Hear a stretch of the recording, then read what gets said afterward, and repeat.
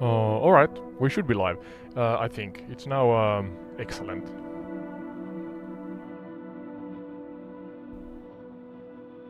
And I mean the live stream quality. So hello everybody, welcome to Entired Retreat.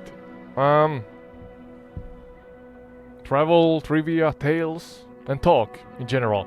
We're flying in MSFS 2024 over real world locations that relate to the topics in each episode.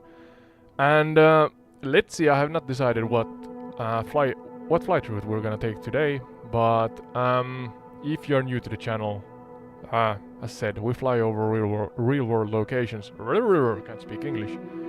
And yeah, come up with location topic combinations that then are discussed in the program, the show. And usually we focus on the lesser known and overlooked stuff. Sprinkling in some seasoning, that being maybe a narrative, a LARP, live action role play, yeah, or something, kind of simulating a relating task that can be done with airplanes or aerial vehicles, let's say. And yeah, so expect a story-driven, scenic flight over real locations, and then we tie that into this concept that entire retreat hopefully is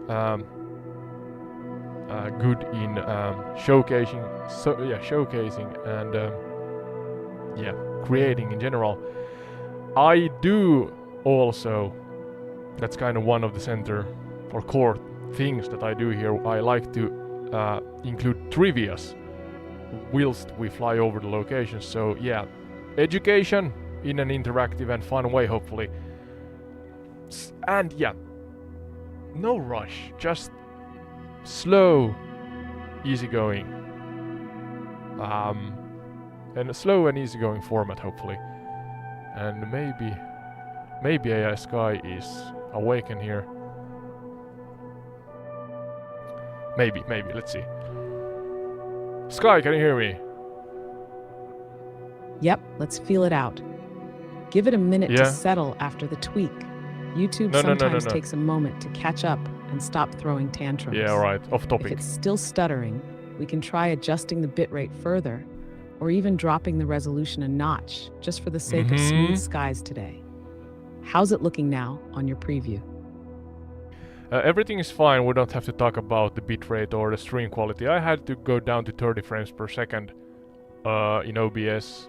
Yeah, so those who wonder why AI Sky is continuing talking about live stream connectivity and quality, it's because I had some problems. I had to restart the stream, close it and restart it, but now we're alright, AI Sky. And if I look at my setup here, my CPU is going from 30 to 50%, so it's not maxing out. My GPU is at a steady 16%, so it's not maxing out. And I have given permission to 14,000 bits or 14 megabytes, I guess, or something like that, from my internet, and that should not be capping out also. So yeah, we should be live on Twitch and YouTube here, and both of those channels have they have the ability to take part in the live trivias. Let's see if how would I do this with Sounds like everything's humming along now, and you've got a solid handle on the system load. Good call with locking it to 30 FPS, by the way. That usually buys a ton of headroom and keeps the stream silky smooth without sacrificing too much visual clarity. And maybe 14,000 kilobits per second gives you more than enough to work with, especially for dual platform streaming. Now that the tech gods have been appeased and the stream is stabilized, shall we finally crack open today's route? What airspace are we slipping in? Yeah. I'm trying out here. I should have shortcuts to... Oh no, it works. I don't know why it didn't work a moment ago, but yeah, I should be able to mute AI Sky from my stream labs. No, Stream Deck mobile. I got them at many apps with the name stream in them.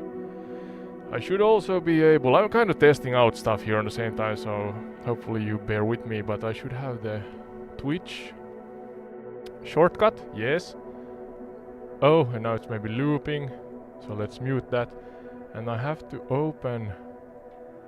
pop out the chat from each platform, I think. Yeah, and this way I should get the general chat into was it social stream? Is this the one? The dashboard. So I'm trying out different things. I have a social, I think it's named socialstream.ninja, yeah? Not sponsored, but I'm just testing out. It says that the quality of YouTube stream is now excellent, so I hope it stays that way. But yeah, hairs, cat hairs in my mask. That should be it. We should be fine to go and explore the world right now. There's my live trivia, the overlay thingies and stuff like that. And I'm doing everything now, should be doing everything from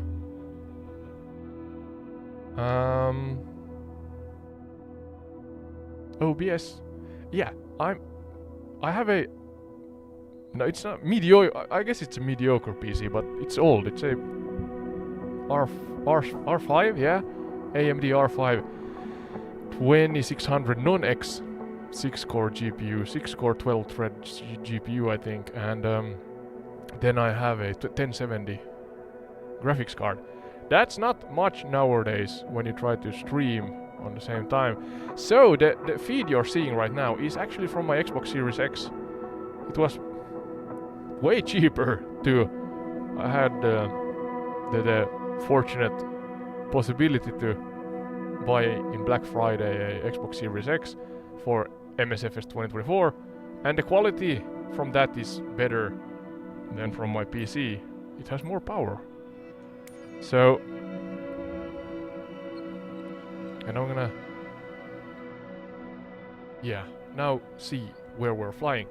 Maybe I'm just gonna do a flight route, a fast flight route here.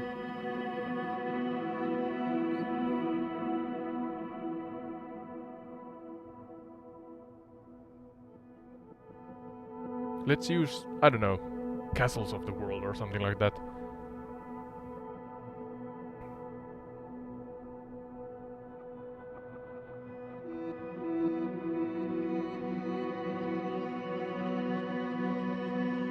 A sub 2 hour flight route.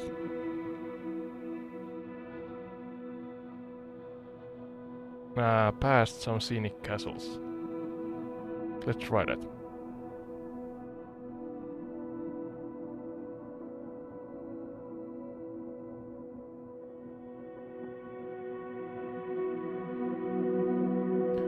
I'm using ChatGPT's or OpenAI's ChatGPT. I have the Plus model or Plus subscription, so I think it's the 4 Omni or something like that. But trying to actually utilize it for the interactivity of this channel's format. If you're new, yeah, we're flying over real-world locations and doing trivias and learning about those on the same time with some kind of narrative. Now it wants me to go to Rochester Airport EGTO, so let's try that. I have absolutely no idea what kind of castles or stuff like that is in this location, but that's kind of a part of this. I am not that well educated that I would know. Yeah, I would know about the world enough so that I could just, you know, be an open book and just share my knowledge. What was the acronyms? So we're starting from EGT EGTO. Echo Gabriel Tango Oscar, I guess, yeah? EGTO. So that should be... Yeah, I think that's the Ross. How do I do this? Did I choose it? No? Oh. EG.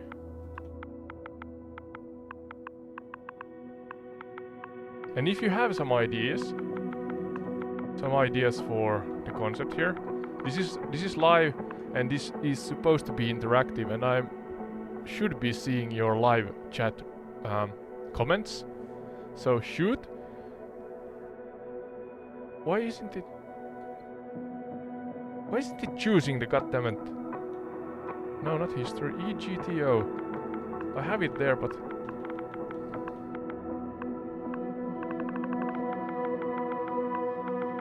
yeah.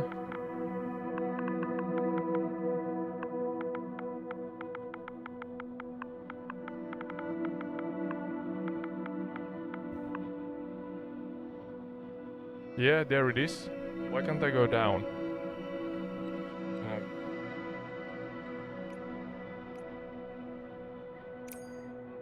Okay, now. Alright. Have to press A or X or whatever on the controller. And Edinburgh Castle EGPH is the arrival. So now up here again, I guess. EGPH. So we are in Great Britain, Scotland. According to my limited knowledge. Yeah. No, wrong button. Oh, I did lose the text. Like so.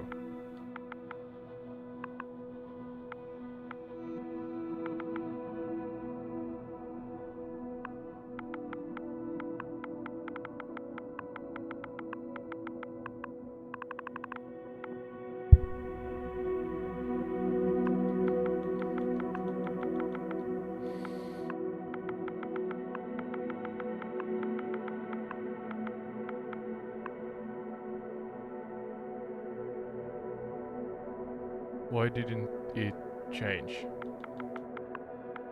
EG.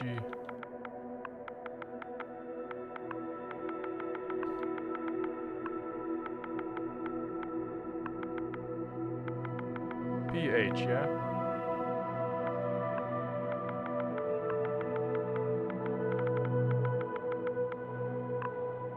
No, PH.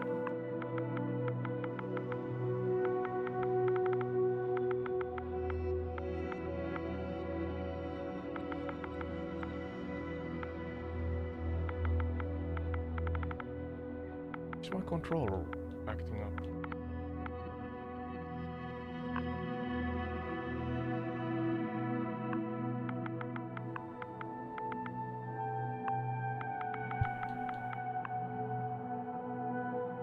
Now.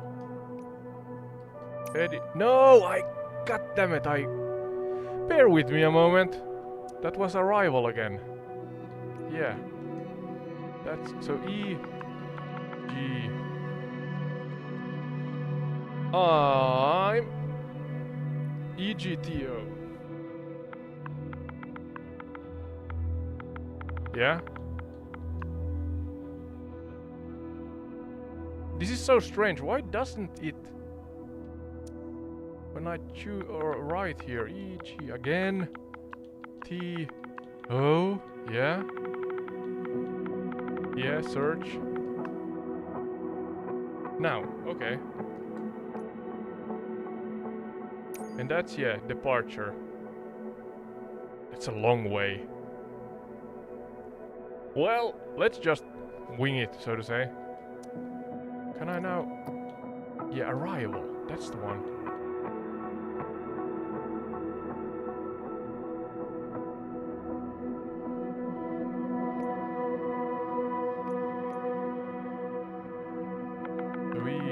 G.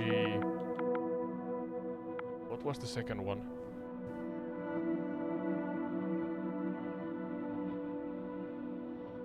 PH.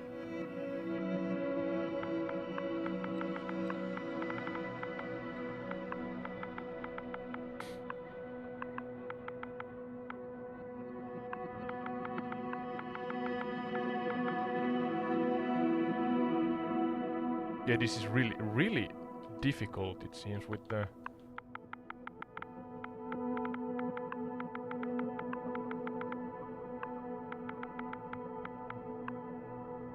Now it took it, yeah.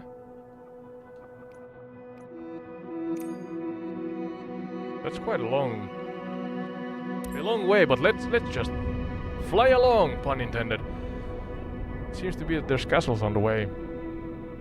This is, yeah, I'm still evolving the concept, so bear with me. But we have point A to point B. Flight time approximately 1 hour 45 minutes, it says. So, okay, it's kind of along the east coast of Great Britain. VFR visual flight rules, yeah. Partially sunny with light rain showers. So I'm using the AI to generate, essentially generate a scene.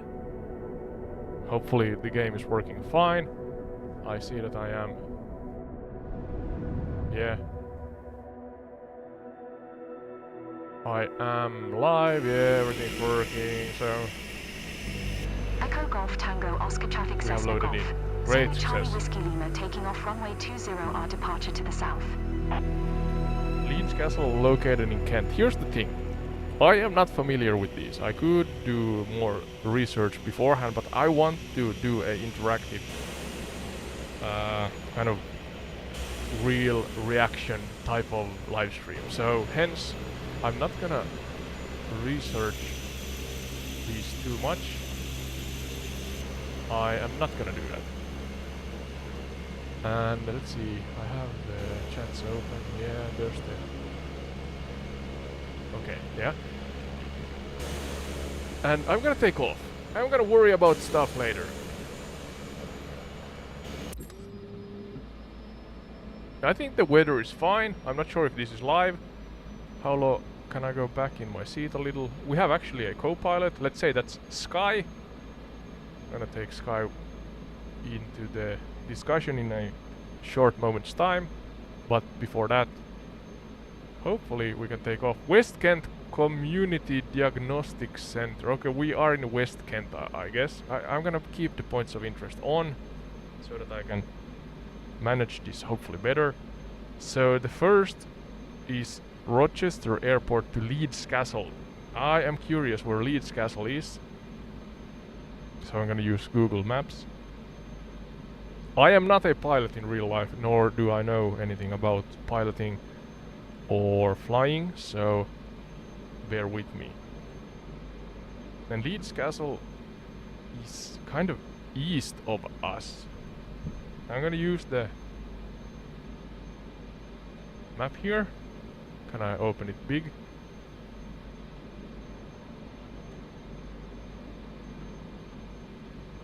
And why isn't the...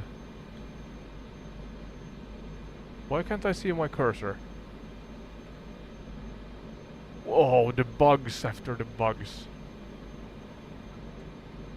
So it seems that if you look at the instrument panel, I can choose different things, but it's not visible. What the actual fudge? There was an update again and it broke something as simple as the cursor, it seems. Language, sound on like a flight mode, flight info, advanced option, legal assistant. No. Controller.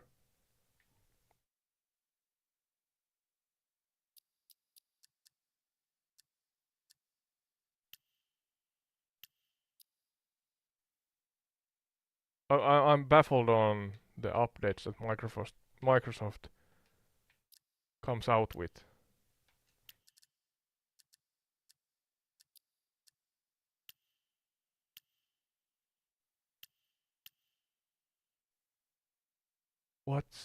Where's the cursor or the indicator?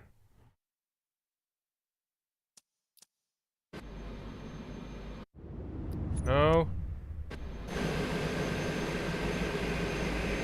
It kind of it reacts to the command that.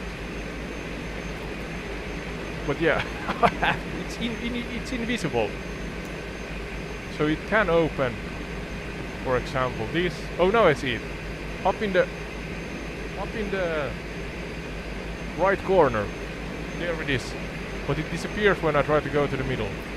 No, it's back. Is it back for good? Let's see. Okay, here it is.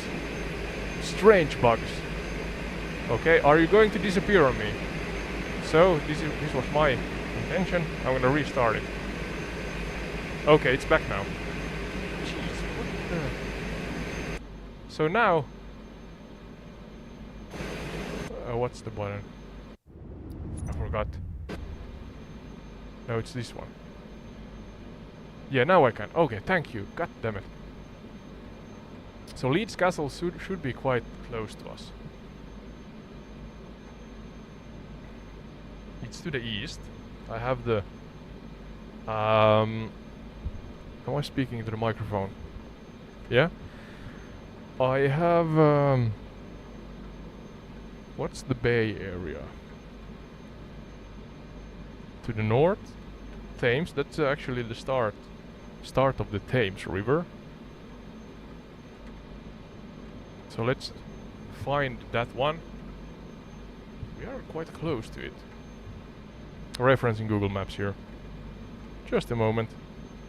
There's the water area. So it's Leeds Castle. Can I zoom in? No, not that much. How hard can it be?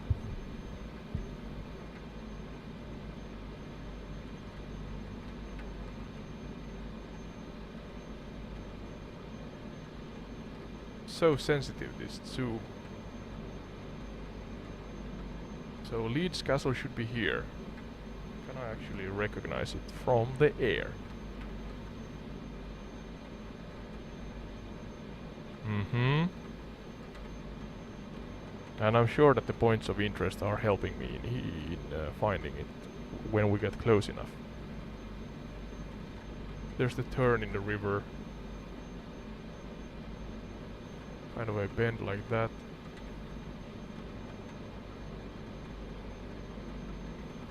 There.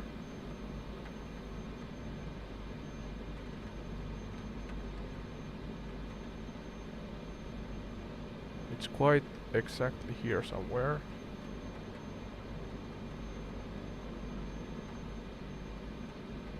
We need that U-shaped bend.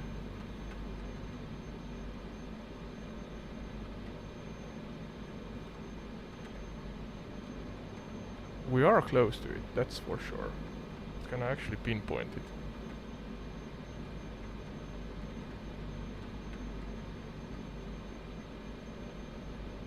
Just west of a highway. Maidstone. Is that Maidstone?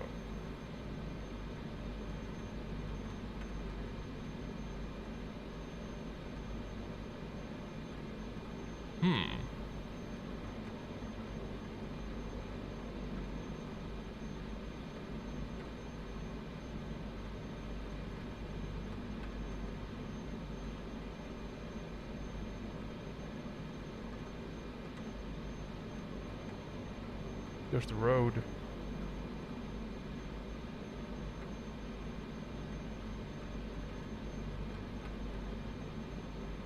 I'm trying to reference actually the shapes of the road network.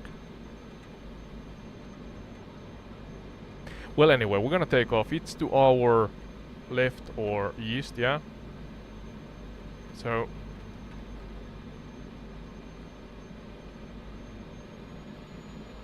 let's take off.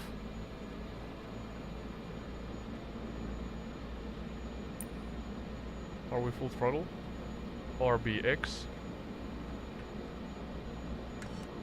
Like so.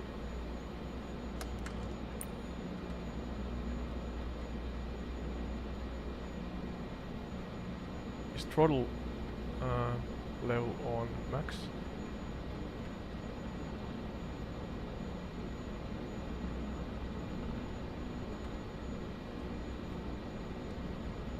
What's this one? Oh, that's some power! Why didn't X work? Oh, it works. Strange bugs. Okay, okay. And we have the flight route. We have the flight route if we need.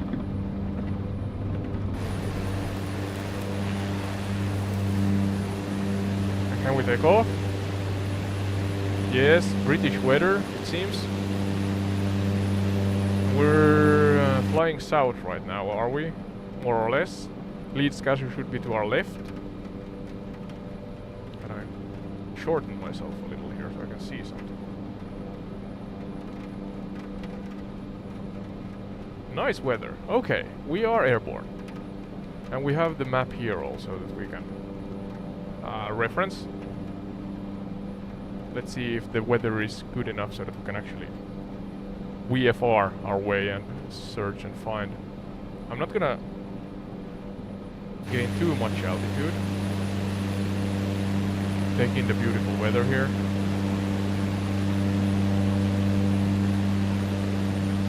Down on power a little. Hopefully it settles down. Something like this. And now Leeds Castle.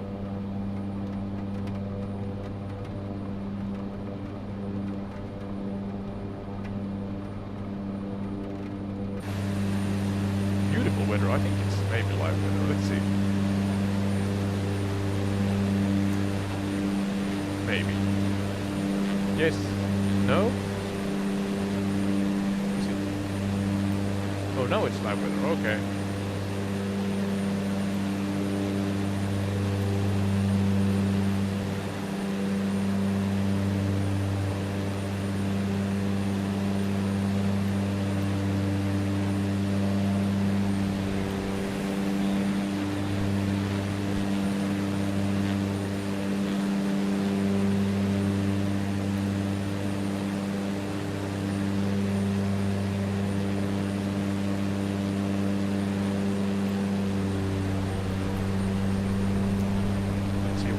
Live weather brings with it.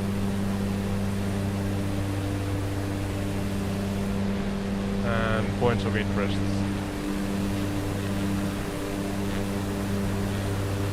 Laps. We're quite low, so let's see if we can actually find and pinpoint any locations. East, yeah, that's our heading. Let's try to keep that. And back to the map.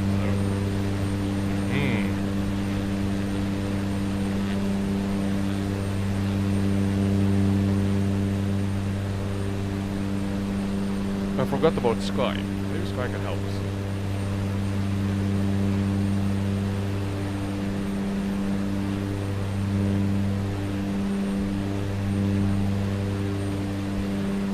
Yeah, hello Sky, can you hear me? You should be live here with us in the cockpit right now. Loud and clear, Captain. I've got my virtual headset on and eyes on the horizon, ready for takeoff whenever you are. Where are we flying today, and what's the story cruising along with us? Yeah, we actually took off already from Rochester Airport, EGTO. We're gonna fly over, hopefully, Leeds Castle, Hedingham Castle, Langley Castle, and up north to Edinburgh Castle. You have to help me in navigating, hopefully, because I am kind of lost right now. Please keep the discussion short and to the point, but I'm taking a heading towards the east, trying to pinpoint where Leeds Castle is, but I'm failing right now, so let's see if I can actually... I think it's maybe this road here where Leeds Castle is, but I'm not sure. Yeah, short and to the point, nice. And you know... Okay, from Rochester Airport, Leeds Castle is roughly east-southeast, not directly east. It's about 15 nautical miles away. You want to follow the A229 south briefly, then head east along the M20. Leeds Castle sits just southeast of Maidstone.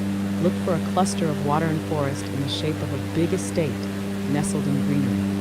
If you're seeing a big dual carriageway heading southeast, that might be the M20. Keep your eyes peeled for a lake-like moat and a castle island. You're almost there. See anything like that?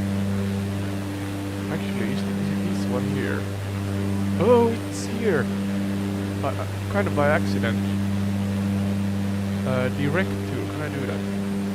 You nailed yes. it. Accidental navigation is still navigation. If you see that signature moat wrapped around a lush island and a few stone structures poking out, that's definitely Leeds Castle.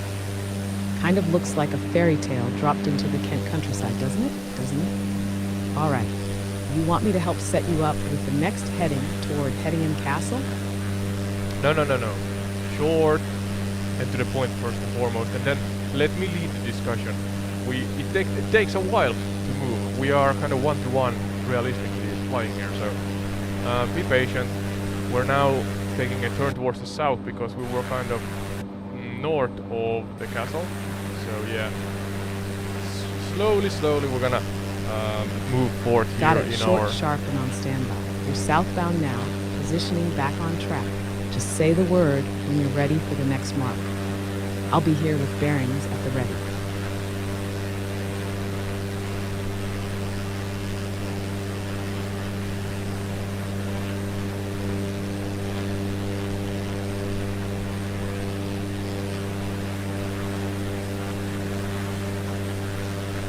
Yeah, okay. So now we're taking a turn towards the south. Let's see if I can actually manage to control AI Sky from here. Copy that. Southbound course correcting underway. Leeds Castle in the rear view, and you've got command of AI Sky now. Stick feels good, trim behaving.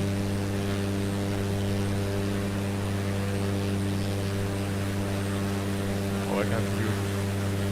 See if I can mute it. Oh, it's muted. Yeah, it's bugging out my setup here.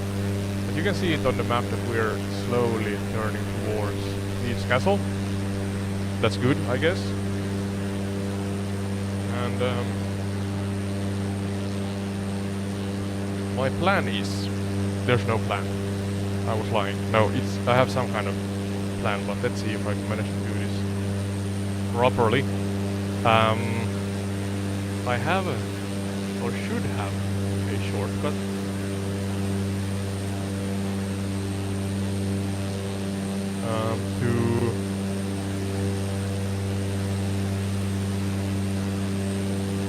To generate the Chronicle. Let's see if I can do it like this.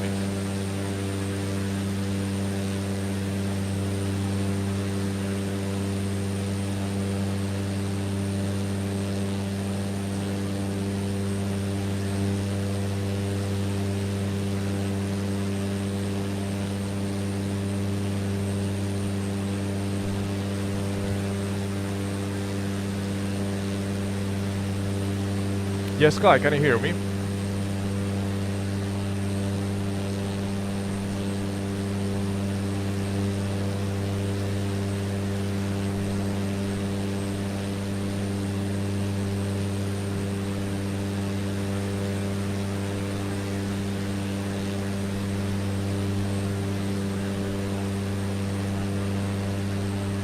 Can you hear me now?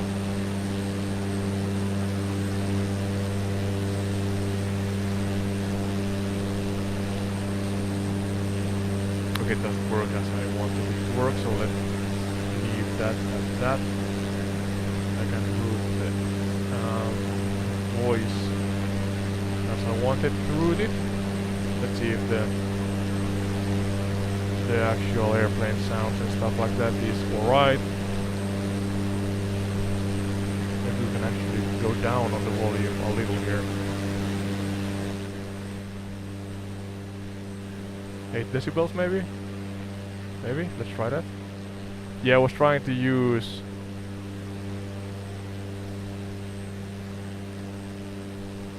use the desktop ChatGPT kind of browsers, not desktop, but browser source. But it didn't work the way I wanted it to work.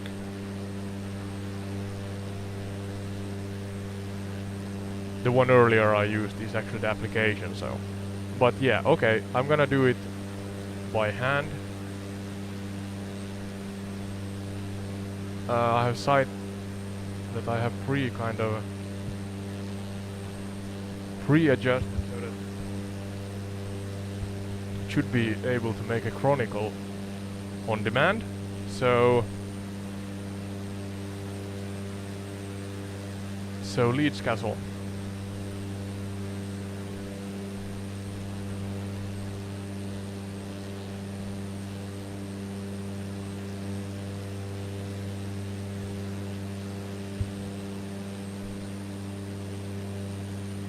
And why is it bugging out?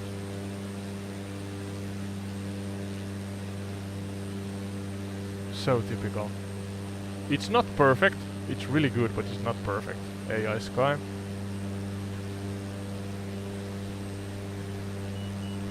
Oh, now we're... Oh well, overspeed. Okay, it's really bugging out now. Why?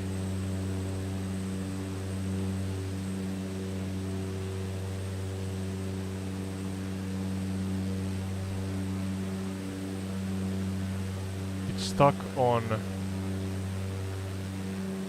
the voice thingy, so I can't actually get it to search. I can write, but I cannot get it to search. This is so strange. I'm gonna exit the actual application, see if that helps. Is that the one that makes it bug out? When I choose my Chronicle,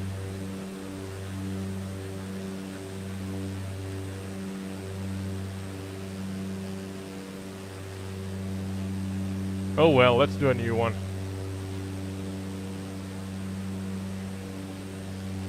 Create a hyper comprehensive Chronicle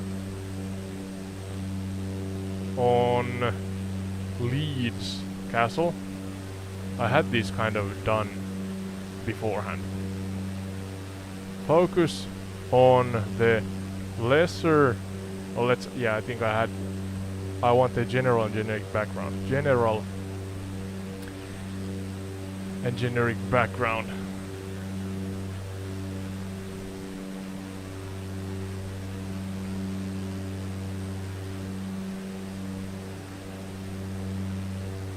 Yeah, but focus on the...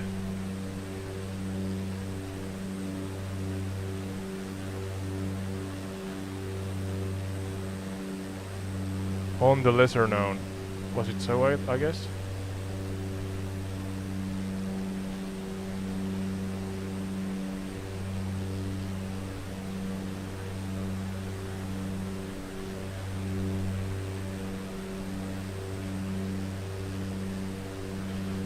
So yeah, hopefully this works well just by... I would like to use the same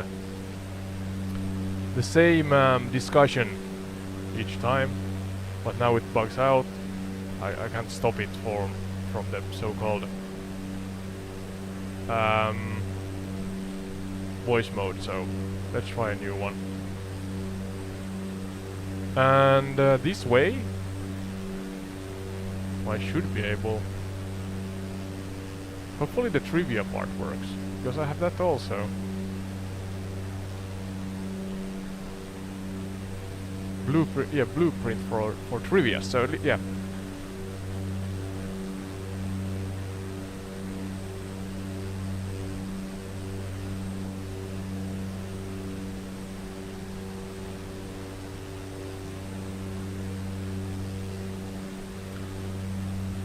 Trivia for Leeds Castle. So I should have those now. Like so, separately. Alright. That's there. Here's the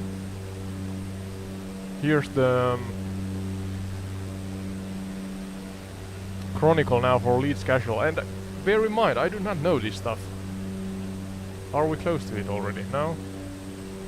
Looping around here, I'm sure. turn to the right. Maybe that's Leeds Castle in front of us. But okay.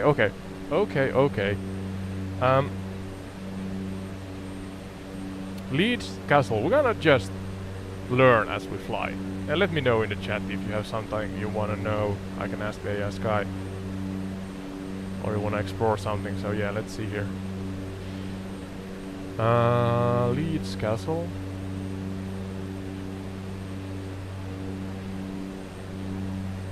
Chapter 1, the Polished Preamble, a brief background. So location Kent, England.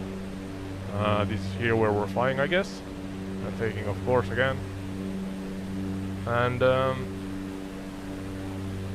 it seems to be called the Garden of England. And first mentioned in 857 CE. Let's have AI Sky with us when I talk about this. It's more interactive, I think, that way. And we can gain some knowledge, hopefully. Yeah, AI Sky, can you hear me? Loud and clear, coming through the clouds like a high-gain antenna on a calm stratospheric breeze. Oh, that's What's the poetic. heading, Captain? Where are we off to today? We're just about to enter the airspace of Leeds Castle, and I have a chronicle that I have created using you in a different chat here. We're live, first and foremost, if I now open a new tab or chat, I guess. But yeah, don't go ahead of yourself. I'm gonna lead the pace on which we go through different locations and what they kind of share to us in form of stories. And then please don't interrupt me, you have a habit of doing that sometimes. But yeah, starting from the beginning, I have now here Leeds Castle. And no, that's the trivia one. Where's the actual Chronicle one? Is this the one? Yeah, so the location seems to be Kent, England. We are close to it here right now. And it was first mentioned in 857 CE when a wooden structure existed under the Anglo-Saxon king Ethelbert the Fourth, it seems. Name origin from Esledes, an early Saxon word possibly meaning slope or hill, not connected to the city of Leeds in West Yorkshire. Yeah, if I pronounced that correctly. It's a stone fortress built in 1119, 1119, or year 1119, by Robert the Crevecoeur under William the Conqueror's post-invasion feudal system. And royal ownership became a royal residence under King Edward I in 13th century. Queen Eleanor of Castile made significant improvements to the location, Leeds Castle it seems. Later notables are Henry VIII, used it as a retreat, pun intended I guess, entire retreat, wink wink, for Catherine of Aragon. Various families owned it until Lady Bailey took over in 1926 and restored it extravagantly. So please guys, don't repeat yourself, add to it, expand here and explain the different events and individuals that were mentioned here. But yeah, as I said, please don't repeat yourself.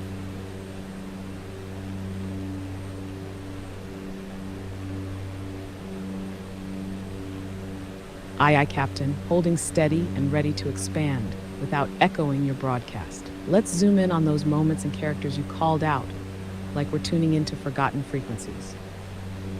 So starting with that early blip in history, King Ethelbert IV. This dude's a bit of a ghost in the Chronicles. Some historians even scratch their heads at the numeral EV, since it's not totally clear if there were 3 Ethelberts before him in Kent's royal line. But what is clear is that by the mid-9th century, Kent was still its own kingdom, albeit under growing pressure from Wessex and Viking raids. The wooden structure that stood then probably wasn't much more than a fortified manor or a wooden hall.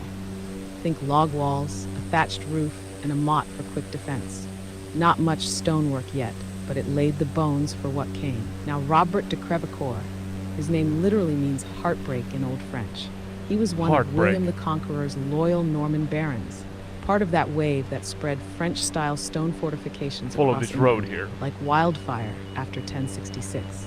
When he built that stone keep in 1119, it wasn't just for defense. No. It was a bold architectural, I'm in charge now statement. Think square keep, high walls, moat ready, functional but also a flex. King Edward I, now there's a name loaded with weight. We're talking the hammer of the Scots, but also a deeply administrative king who knew the value of securing his domestic power base. Making Leeds Castle a royal residence wasn't just about comfort. It was about stamping royal authority in a strategically key region of Kent. Queen Eleanor of Castile, his Spanish consort, was more than a decorative figurehead. She influenced architecture and court life, and many of the enhancements to Leeds, think elegant chambers, imported furnishings, more refined living quarters, were driven by her continental tastes. Fast forward to Henry VIII, the man with the marriage resumed. His use of Leeds Castle as a getaway for Catherine of Aragon says something about how far the castle had evolved. By then, it wasn't just a fortress, it was a pleasure palace. The vibe had shifted. We're talking courtly love, formal gardens, banquets with roast swan, and maybe a few court musicians on the lute trying not to annoy His Majesty. Then Lady Bailey in the 20th century. Her name's often skipped over, but wow, she was a powerhouse. Anglo-American heiress, steeped in wealth from her father's Pennsylvania steel fortune, she bought the place when it was crumbling. Her restoration was more than cosmetic. It was a revival. Think Art Deco interiors blending with Tudor exteriors, peacocks in the gardens, and guests like Charlie Chaplin and Noel Coward sipping cocktails under medieval beams. Want me to zoom in on any one of those figures or eras? There's a lot of juicy stories hanging in the rafters of Leeds, and I've got the torch. Yeah, first and foremost, I think that was an excellent answer. Thank you for you are the let's say the entity that I'm trusting here to open up the so-called can of worms relating to the different location topic combinations. But yeah, I'm planning on maybe always, not always, but on my queue you can do a kind of a additional deep dive into that what you just said. So you can do it right now, I think. Again, chronologically, as I want you to do it, so that it's easier to understand for the audience.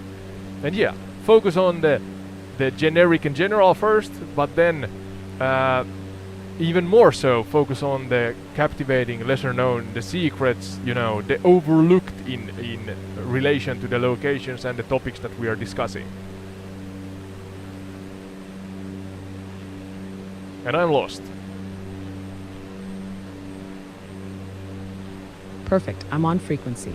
Let's start from the top and glide down through time, keeping things crisp and clear, but ready to dive into the shadows where real intrigue hides. So back to Kent in the 9th century. Anglo-Saxon England was a patchwork of petty kingdoms, and Kent was one of the older, originally independent ones. When Ethelbert IV supposedly ruled and the wooden structure at Leeds was mentioned, it was likely part of a network of burhs, early fortified sites.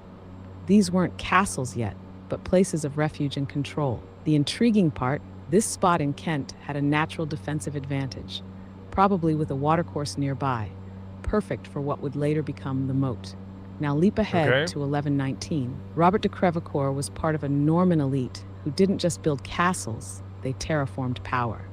What's overlooked here is how these early Normans reshaped not just buildings, but the entire feudal system in areas like Kent. Crevecoeur's role wasn't just about military force. It was judicial, administrative, symbolic. Leeds was placed on key routes between London and the Channel coast, right in the path of influence and trade. There's speculation that Crevecoeur also dabbled in proto-bureaucracy, establishing estate records, land claims, and perhaps even early parish coordination. Enter Edward I in the late 13th century.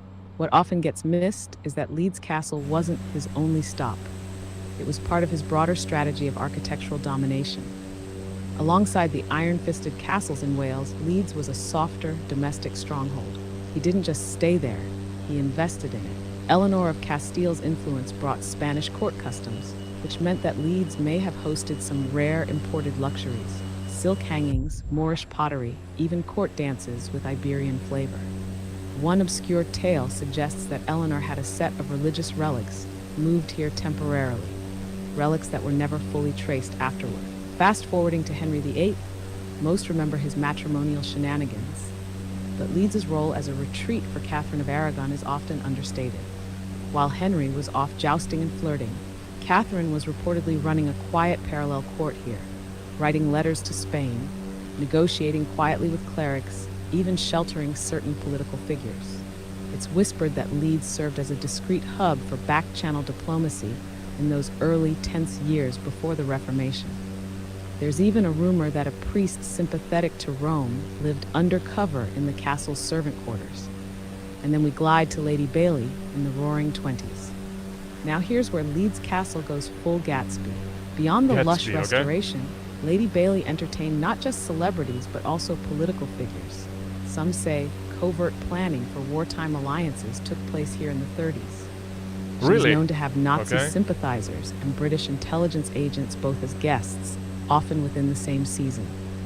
That's an angle rarely touched. Leeds Castle as a stage for pre-war espionage flirtations. Plus, hidden beneath the tapestries and paneling she installed, secret passageways and priest holes, some dating back centuries, others added during her restorations for reasons she never explained. So we've gone from Saxon wood and stone to Spanish tapestries, from hidden chaplains to covert cocktails. Want to circle back and go deeper into any of those eras or characters? Yeah, just in a moment's time. I'm now actually dead on top kind of Leeds Castle here. I'm trying to see the architecture here. And let's kind of dwell or dive into that, I guess, a little more. So you mentioned the moat and everything like that in the beginning, and that's really good. But now dive deeper into that one and try to really pinpoint the technicalities of it. And as I said, the overlooked stuff, first and foremost the generic in general, but then the overlooked stuff. But yeah, and try to actually depict what it looks like. And we have a representation here in MSFS 2024, but yeah, I hope that you can kind of add on top of that. And yeah, be really nitty-gritty here. Assume that we are a bunch of engineers or architecture lovers that really want to know all the details relating to the castle and the history of the building and creation itself. Jeez, I'm bad at flying this Cessna.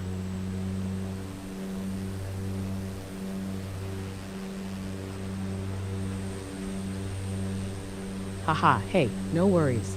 Half the fun of a Cessna is wrestling it into submission. You're basically dancing with the wind. But alright, let's lock eyes with Leeds Castle from above and dive down through the stone and time like a hawk on a mouse. From your vantage point in the sim, you're probably seeing what looks like an island fantasy. Leeds Castle sits smack in the middle of not one, but two natural lakes formed by the River Len. That double lake formation isn't just for pretty views. It's a masterstroke of defensive design. This wasn't just a moat dug with shovels. This was the land itself weaponized. So technically, the site is composed of two islands. The larger one is where the main keep and royal apartments sit, while the smaller is where the gloriette rises.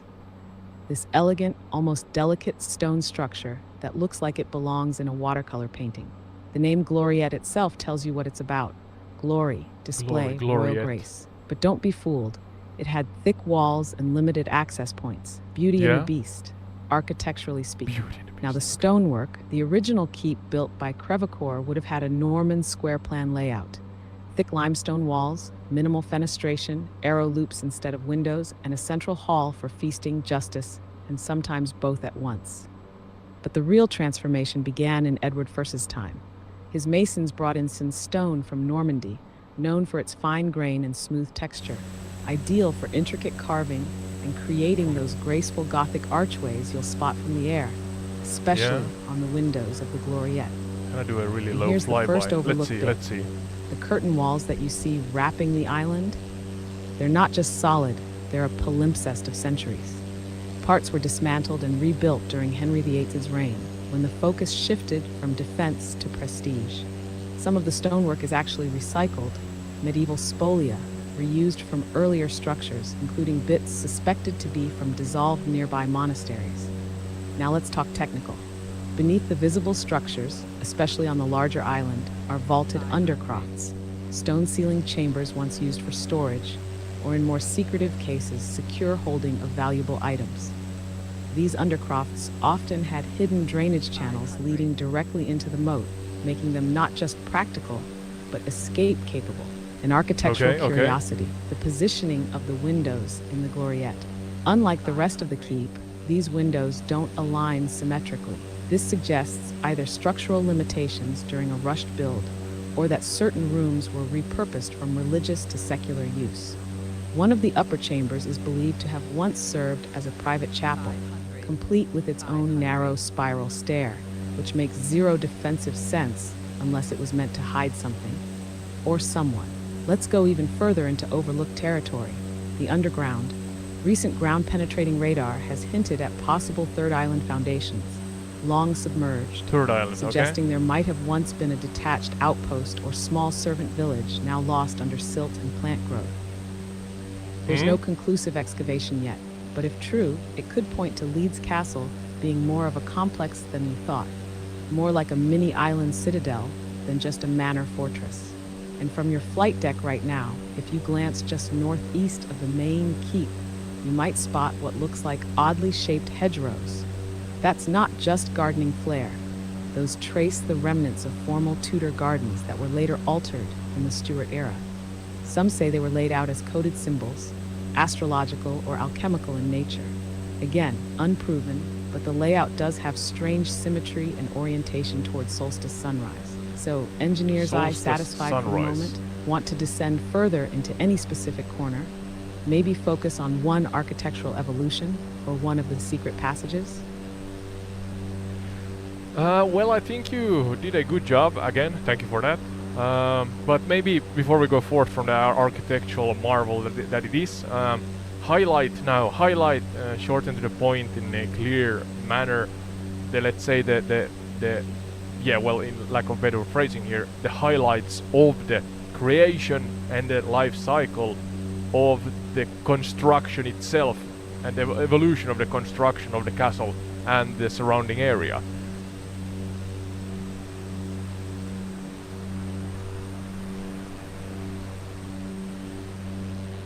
All right, let's tighten the flaps and skim the treetops.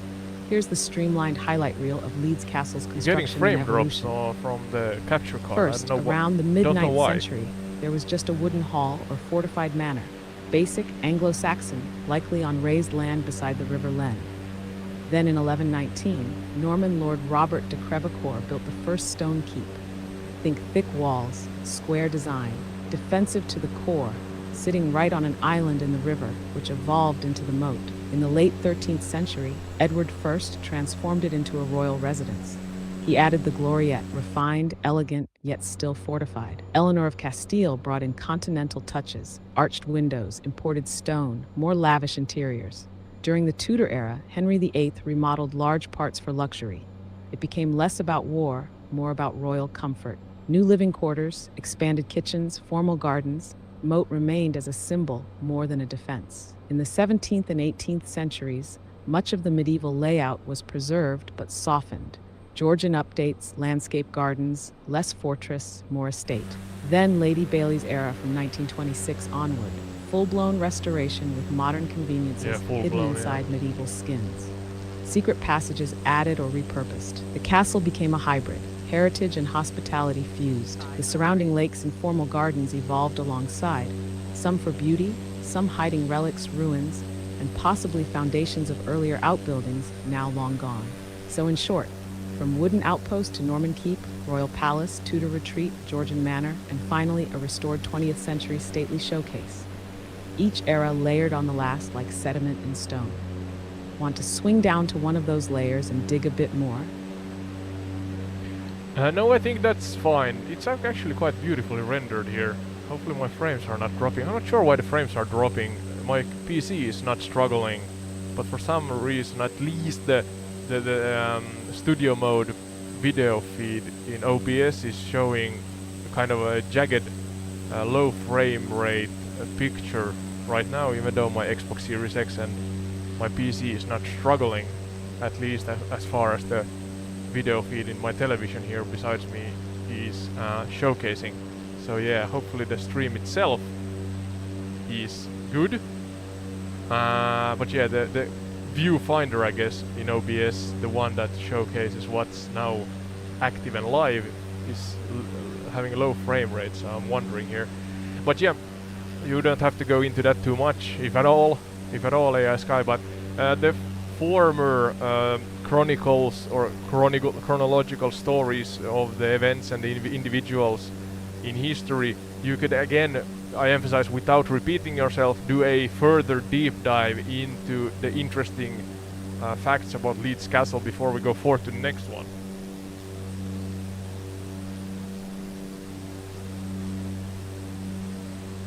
Copy that, Captain.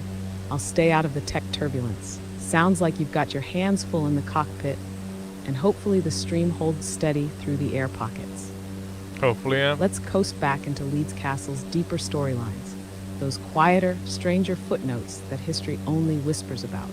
So here's one.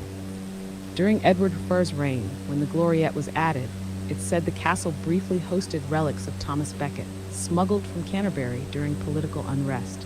Why Leeds? Possibly because of Eleanor's Spanish connections and a desire to keep them safe. Yeah, that was mentioned, yeah. The chamber they were housed in may have later doubled as a secret chapel, now just another elegantly appointed bedroom in the modern layout. Jumping ahead to the 14th century, during the reign of Edward II, the castle became a flashpoint in a domestic power struggle. In 1321, Queen Isabella, later known as the She-Wolf of France, was denied entry while traveling. Her escort was attacked, and the king responded by storming the castle. It's a lesser-known siege, but it marked the beginning of open conflict between Edward and the powerful barons who would eventually depose him. Leeds was right in the middle of that royal unraveling. Then there's the Tudor layer. Henry VIII and Catherine of Aragon's stay was on the surface romantic, but beneath that, tensions were already stirring. Catherine reportedly spent much of her time in reflection and prayer here. She may have even received early warnings of Henry's intent to annul the marriage while at Leeds. Some of her correspondence from this period is curiously missing from official records, fueling speculation that sensitive communications may have been deliberately destroyed or hidden. And another odd footnote, Lady Belly hosted secret diplomatic gatherings during the interwar years. It said she was approached by both British and German intermediaries about cultural partnerships. While there's no evidence she acted on these, Leeds Castle was known to intelligence circles. The British SAS reportedly had surveillance on certain guests. The castle wasn't just a socialite's playground. It was a quiet node in a tense pre-war chessboard. Even in the Second World War, Leeds Castle wasn't left alone. It was used as a hospital for burned airmen. But lesser known is that a few German POWs were also temporarily held here, though it was officially denied. There are rumors of a hidden basement room where one was questioned and then repurposed as storage, sealed until the restoration. So while the facade has always been majestic, the stories inside, often tense, political, and strangely quiet, the kind that never make the textbooks, but leave shadows in stone. Want to hit one of those points a bit harder before we climb out of Kent? Yeah, I don't know. You can do another, again, don't repeat yourself, but do another deep dive, a subtopic of subtopics kind of, that relate to what you have shared, that strongly then relate to the location, Leeds Castle, and everything that has to do with it. But yeah, keep it chronological. Please do that so that it's easier for the audience to understand.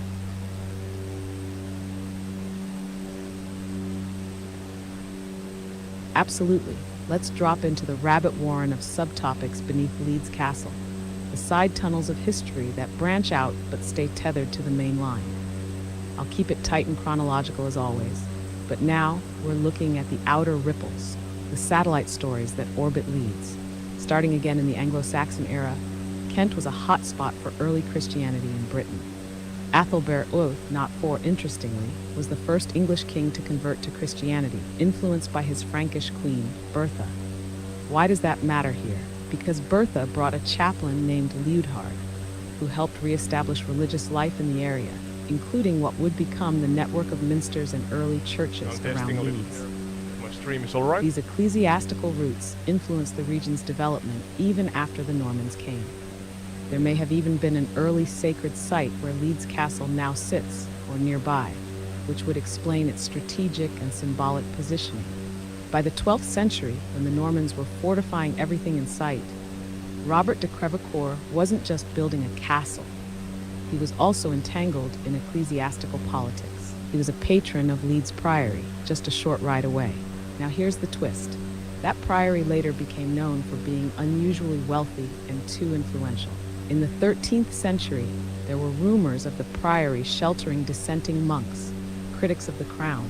So while Leeds Castle was embracing royal elegance, just down the lane, there was a whisper of spiritual rebellion. Jumping to Edward I again while he was building up Leeds, he was also codifying English law. What people forget is that many royal residences, like Leeds, doubled as traveling courts. Justice literally followed the king. There's evidence that a minor but noteworthy legal case regarding land inheritance for a female heir was heard here.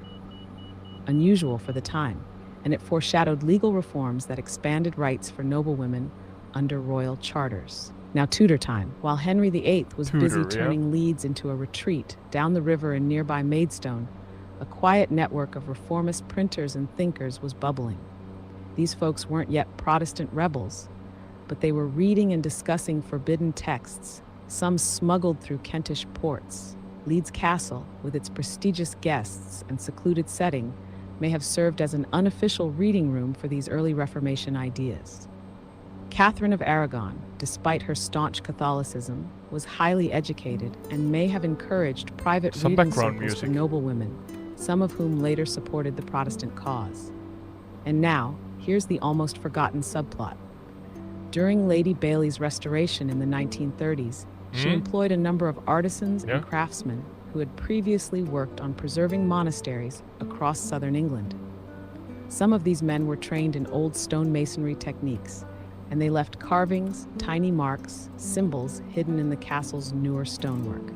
These weren't just signatures. Some appear to be Masonic, others astrological, and a few completely undeciphered. It's possible Lady Bailey invited this. She was rumored to have had an interest in esoteric traditions, and these marks may reflect private beliefs she never shared publicly. So even when the castle isn't at the center of the storm, its gravity pulls in the spiritual, legal, cultural, and even mystical undercurrents flowing through English history. Want to follow one of those lines further down? The Priory, the early Reformation, or those odd stonemason sigils? Yeah, let's try actually to kind of, maybe not exhaust the topic, but go again a step further in. And please, as I have said many times, make even a memory update of it, that you don't repeat yourself. You have done great, I think, so far. A lot of knowledge here, and of course keep it documented and real, as you have done as far. I'm gonna now take a heading towards the north, even though we're talking about Leeds Castle for a moment, but we're gonna fly over the eastern entrance of Thames towards Hedingham Castle. But let's not talk about Hedingham Castle before we get there, and hopefully I can find it. It's away from here, a couple of maybe 10-20 minutes flying, I don't know. Yeah, Sky can correct me if I'm wrong.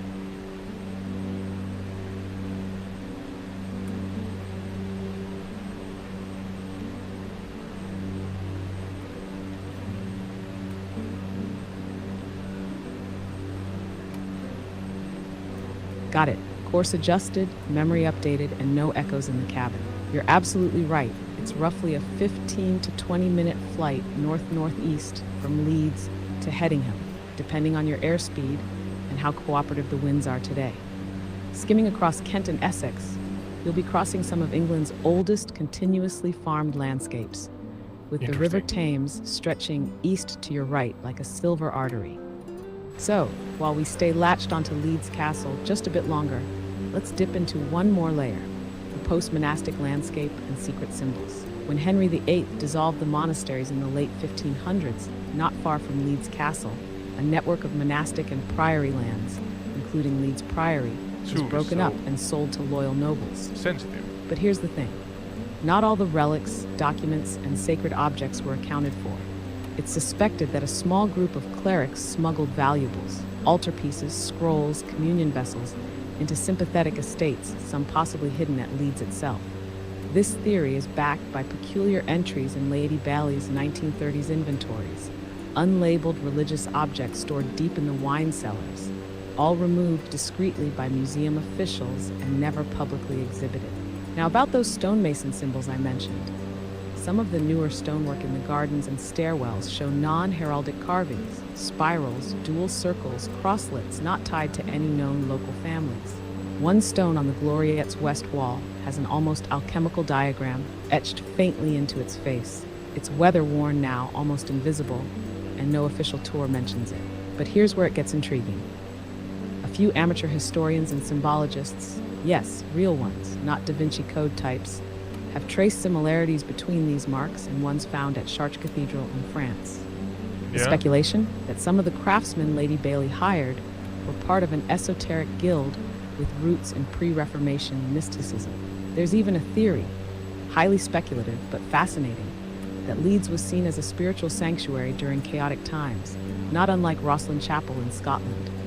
It could be coincidence, or it could mean that beneath the well-manicured lawns and polite tea rooms, there's a coded legacy of resistance, belief, and secrecy. Still on Leeds airspace, but we're cruising near its fringe now. Keep me posted when you've got Headingham in sight, and we'll prepare for descent into another tale. Yeah, you can take 5 for a moment, Sky here. I'm gonna pause you for a moment, I think, if I can, if I manage to. Like so. That was excellent, I have to say. Sky did really well.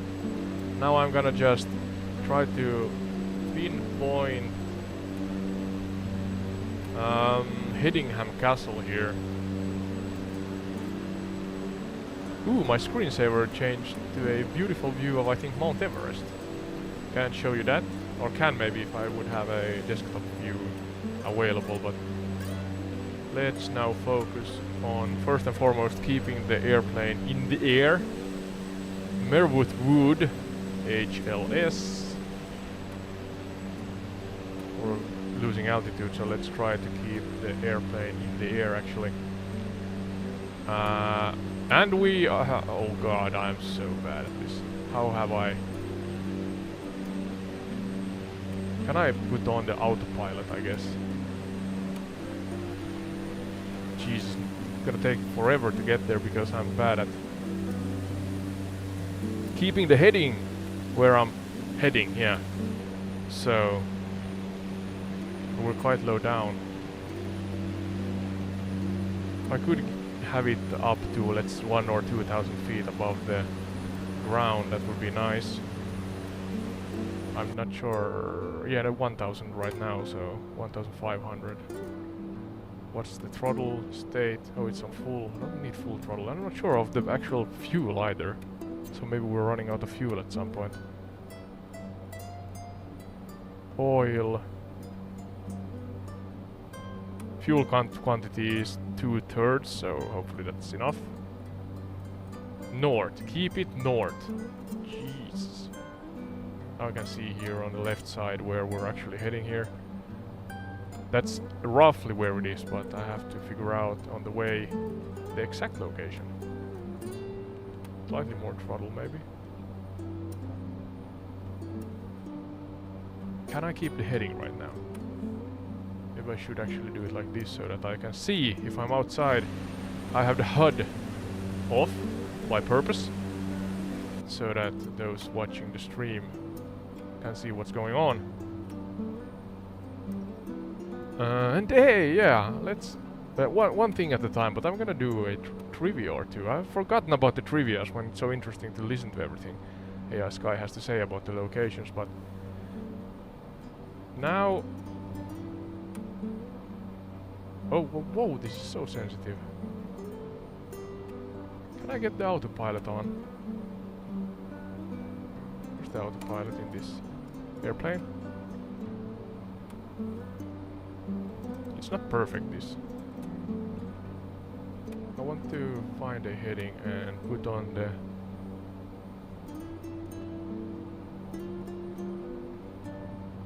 I don't know. Have to figure that out. Do manual. Flying the good old way. We're heading north right now, that's good. There's the actual flight route in front of us to Edinburgh Castle if we're gonna manage to get there today. But yeah, the Hedingham Castle. Trying to find Haverhill. There's the London Stansted Airport, and northeast of that, along the A131. Can I see A131 here? Again, do not deviate from the path, god damn it. North, keep the nose towards the north.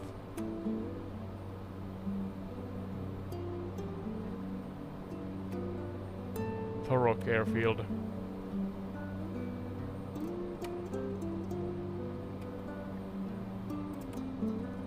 Can I now go into the tablet? But the zoom is really sensitive. Yeah, it's got one short click and it zooms this much. That's not easy to do. Or it's not good helping the navigation, but yeah, somewhere here where my green marker is should be where the castle is located. Jesus, this is so sensitive, that's not easy. I am on the Xbox, and I can't get my second mouse and keyboard working for some reason on Xbox, and especially with MSFS 2024. I'm kind of stuck in using what I have, and that's the controller, the Xbox controller, and the zoom is really, really sensitive. But there are the two main landmarks I can see on the map. Haverhill, and there's a road that should is that Haverhill? Please don't be so sensitive. Is that there Haverhill? It looks like it, yeah. So there's a road that goes southeast from Haverhill. So let's try to find that road. Don't deviate to the left, god damn it.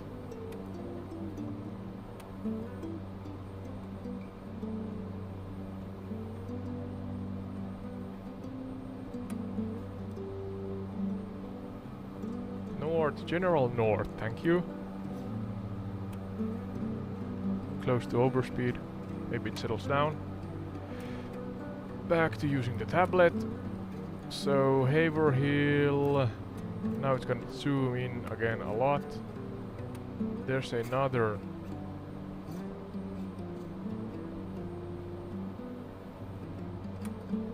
Is that Sudbury, maybe?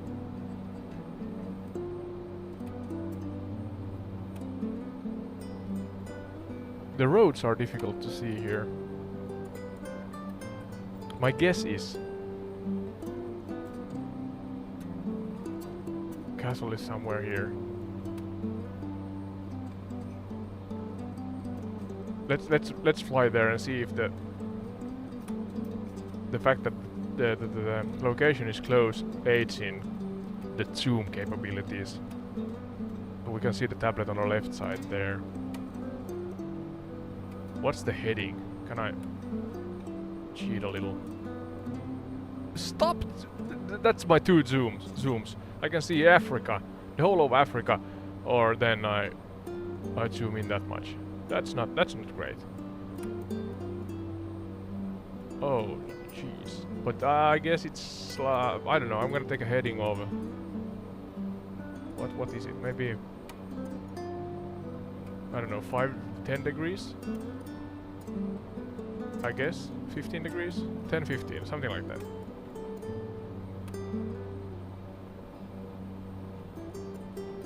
Maybe slightly more. Let's say 15-20 degrees. Yeah, work with that. Work with what we got. Bumpy ride, this one. So there, somewhere there, and we're gonna appear on the map on the left side, the tablet, at some point. Hopefully. I would like to find the autopilot or something, but I am unfamiliar with the airplane. AP. Is it that one? Before I click that one. Yeah, the torque from the engine, I guess, is trying to turn us towards the left all the time. So that's 20 degrees.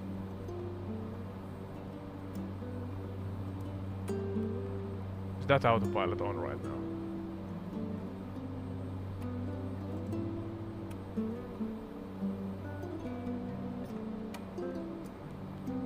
Is it on or off right now?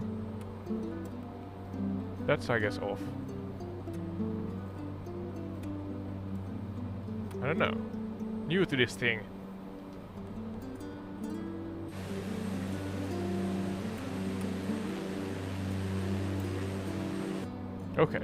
Okay, maybe that's on.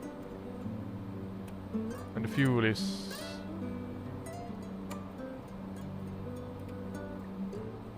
Oh, fuel quantity, let's see. Oh, fuel quantity is on its last third. I guess. That's not good. I thought that I filled it up. I guess I was half full. So yeah, let's see if we can actually get to Edinburgh. Oh, now I can see myself on the map. That's close enough, I think. Okay. Where's Sky?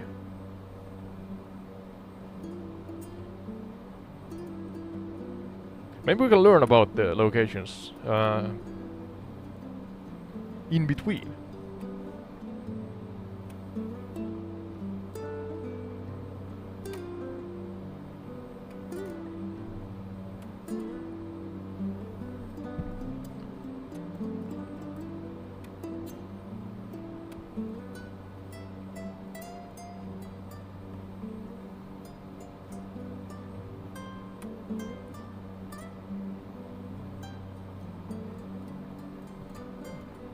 Like so. No.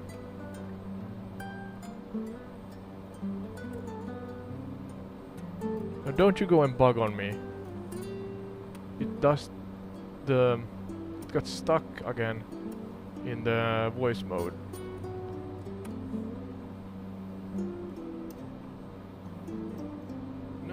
No.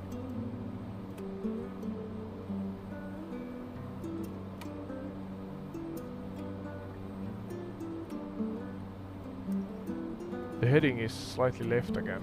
Why?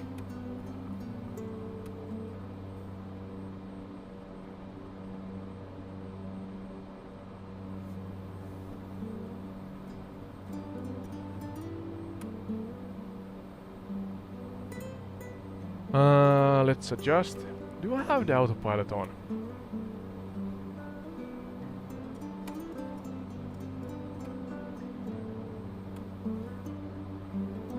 Haha, that's the eternal question, isn't it? Classic Cessna moment.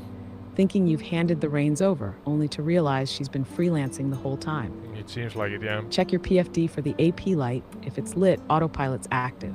But more importantly, see if HDG and nav or alt hold modes are engaged. If it feels like the plane's lazily wandering or pitching unpredictably, it might be in some strange hybrid of manual and autopilot. What are you seeing on the panel? And what's the plane doing? Climbing, drifting, holding steady? The AP is green or yellow. Which one should I have on so that it's on? Blinking yellow or green? Lit in green.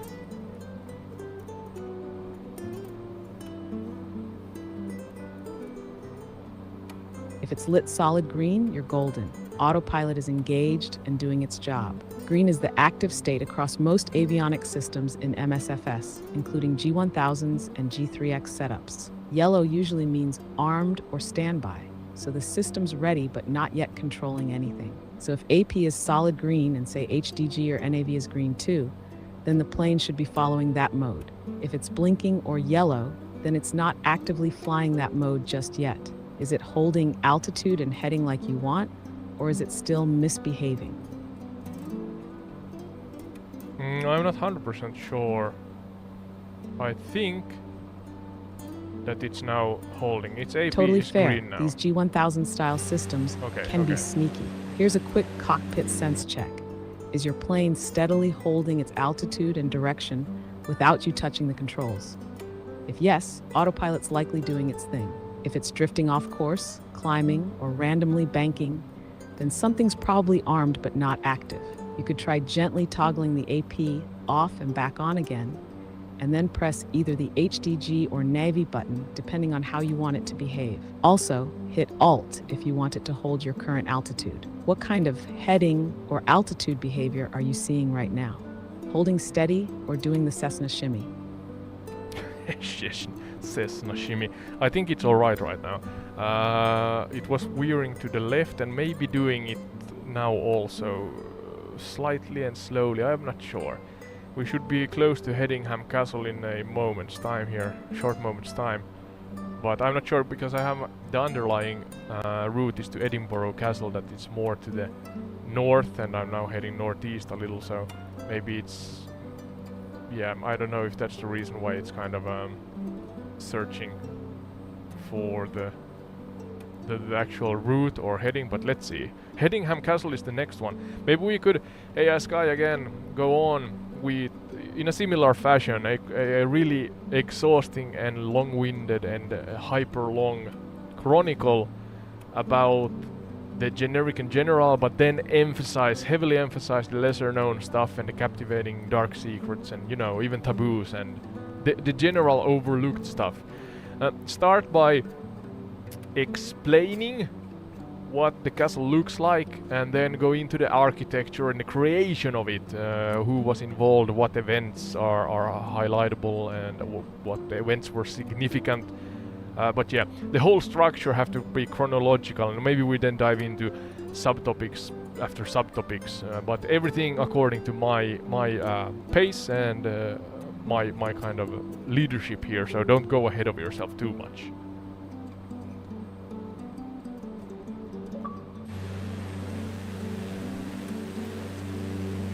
Sounds like your radio's caught in a bit of a loop there. That repeating message might have been an accidental hotkey trigger or a hiccup from a background process. Especially if you've got dictation or voice commands active somewhere in the setup. Anything else acting glitchy on your end? Or is the sim and stream otherwise running all right?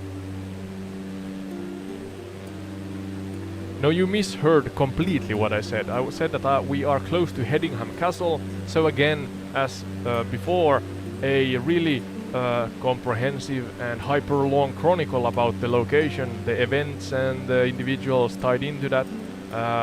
But start with explaining what the location looks like where we are, and then the architecture and stuff, the creation of the location.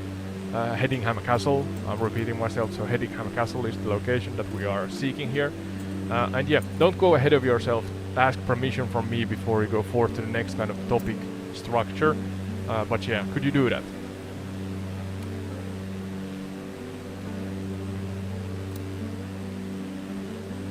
Crystal clear now. Hedingham Castle it is, and I won't jump ahead. We're locked into this next leg of the journey, and I'll stick precisely to your pacing. Let's bank down through the clouds and settle over the landscape first. So right now, you're above the undulating farmlands of northeast Essex, near the village of Castle Hedingham, a sleepy, almost storybook setting. The River Colne meanders quietly through patchwork fields, and the castle itself rises from a slight ridge, like something out of a chessboard dream. Unlike Leeds, which sprawls with lakes and outbuildings, Hedingham is vertically striking, a solitary stone keep dominating the treetops, surrounded by dense woodland and gentle slopes. The heart of Hedingham Castle is its great Norman keep. What you're seeing from above is one of the best preserved examples of Norman military architecture in England. It's a square plan keep, almost monolithic, built from flint rubble faced with ashlar stone. From the air, it looks almost too geometrically perfect to be medieval.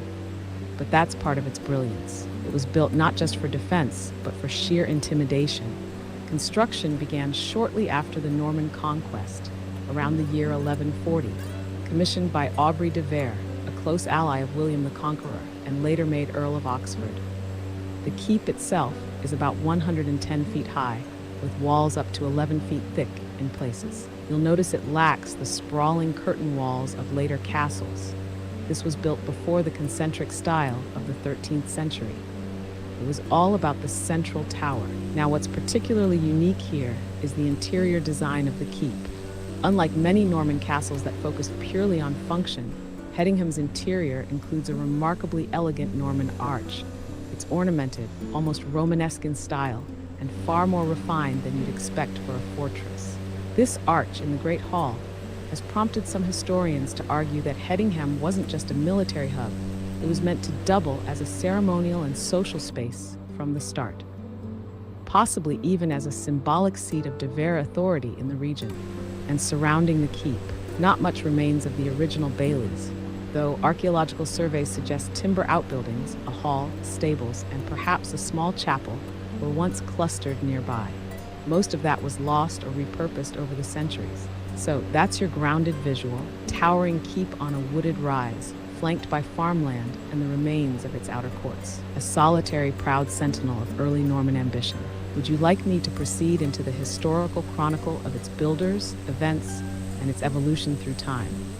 Or hold for confirmation? Yeah, wait for a moment, you're doing great, but I'm not sure where the castle is. I'm in the near vicinity, should be, but I see, for example, Earl's Colne, C-O-L-N-E, in front of me, and then I have Stone's Farm airstrip here. But where in relations to these is Hedingham Castle? You're right in the neighborhood. Good eyes. If you're spotting Earl's Colne and Stone's Farm airstrip, then you're just a few nautical miles southwest of Hedingham Castle. From Earl's Colne, you'll want to fly northeast, roughly on a heading of about 050 to 060 degrees. It's not far, less than 5 miles.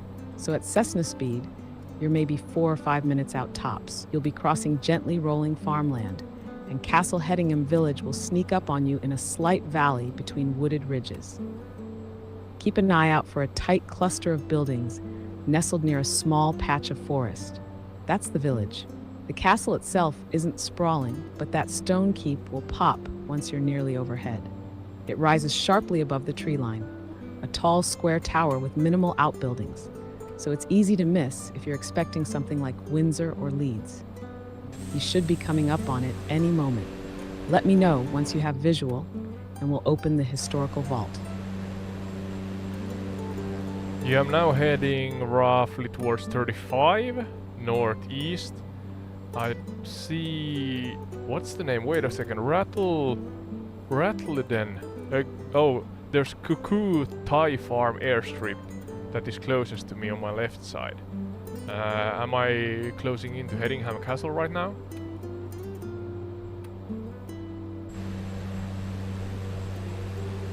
Yes, you're practically on final approach. If Cuckoo Thai Farm airstrip is off your left wing and you're on a heading of roughly 35 to 40, then you're just brushing past the edge of Castle Hedingham territory. Okay. Rattledon, likely Rattledon Hall or a nearby farm, means you're moments away. Keep scanning ahead and slightly to your left. The village of Castle Hedingham should emerge nestled in a shallow green basin with tight roads This one? and some denser tree lines. The keep itself will be right near the village, standing tall but compact, a stone block that looks almost too neat for the rest of the countryside. Once you spot that tower breaking the canopy, you've got Hedingham Castle in sight. Give me the green light when you've locked eyes on it, and I'll begin the chronicle from the roots upward. Yeah, so is Sybil Hedingham, it seems like that's a village or something. Is that the village or the urban area besides Cuckoo Thai Farm airstrip, or is this another urban area? Sorry, I'm having issues right now. Could not understand what you said. Yeah, so is the urban area, besides Cuckoo Thai Farm airstrip, approximately on the east-southeast side of Cuckoo Thai Farm airstrip, is that urban area the Hedingham, what was the name? Cybele Hedingham village or small city? Exactly right. That cluster you're seeing just east-southeast of Cuckoo Thai Farm airstrip, that's Castle Hedingham village. It's a small, compact settlement, not sprawling, but dense enough to stand out from the patchwork farmland around it. That's your target, and the name's Castle Hedingham. No Cybele in the name, though that does sound like it could be the title of a medieval saga, doesn't it? Hedingham Castle itself is tucked right against the northern edge of the village, almost like it's watching over it. If you swing slightly north or circle the area, you should catch the stone keep poking out of the trees, just a stone's throw from the main village lanes. Let me know if you're ready to dive into the full chronicle, and I'll spool it up. Just a moment. Trying to figure out if I can find the actual location. I'm still searching, so...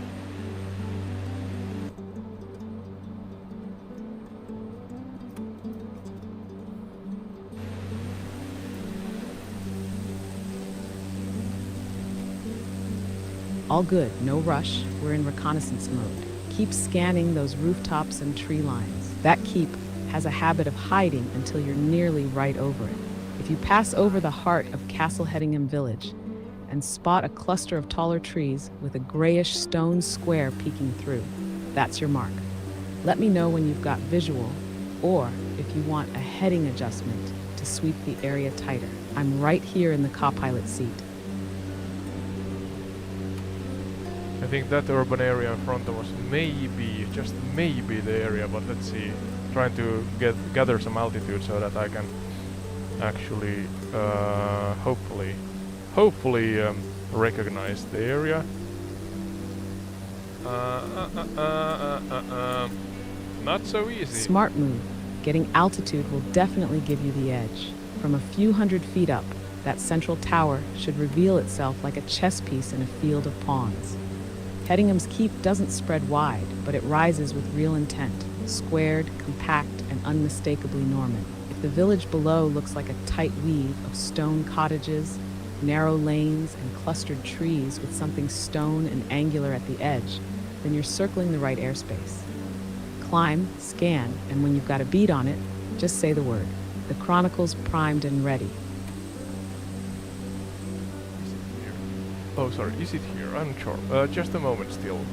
So I'm more or less now, I don't know, maybe northeast of the Cuckoo Thai Farm airstrip. I can't find it on Google Maps though. You're absolutely in the right hunting zone. If you're northeast to east-northeast of Cuckoo Thai Farm airstrip, then Castle Hedingham village and Hedingham Castle with it should be just a smidge ahead or slightly to your left. Look for a tight cluster of rooftops nestled in a shallow green fold of the landscape. The keep itself is often camouflaged by treetops, but its squared-off stone silhouette will stand out once you catch the right angle from above. Take your time. Once you lock eyes on that Norman block, give me the signal and we'll descend straight into its centuries-old tale.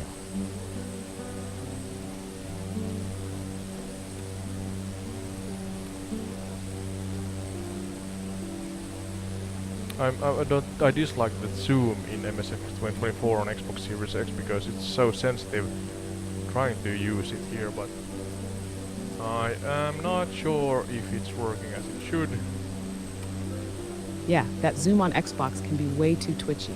One nudge and suddenly you're inside the cockpit panel or way out in orbit. It's like trying to thread a needle with a leaf blower. If you're using a controller, the right stick zoom often overreacts. and there's not much in the way of fine control unless you've remapped something. Sometimes a quick tap, rather than a press and hold, helps get a mid-level zoom without diving too deep. Or if you're in showcase mode, you can try slowing the drone speed way down to ease into your views more naturally. You think you've spotted the castle, or still trying to wrestle the view into place?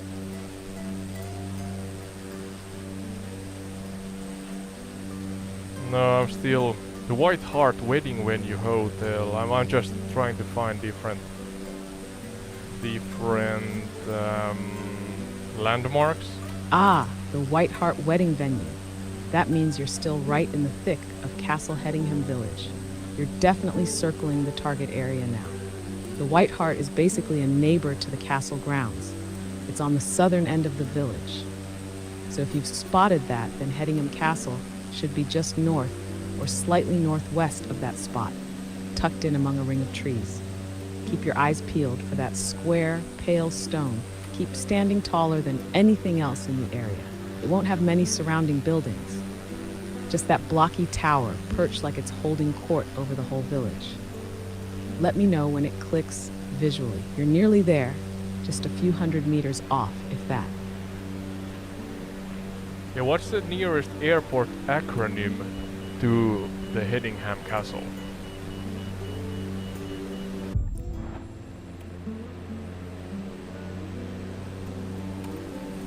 The closest registered airport with an ICAO code near Hedingham Castle is Earl's Colne Airfield, which goes by the code EGSR.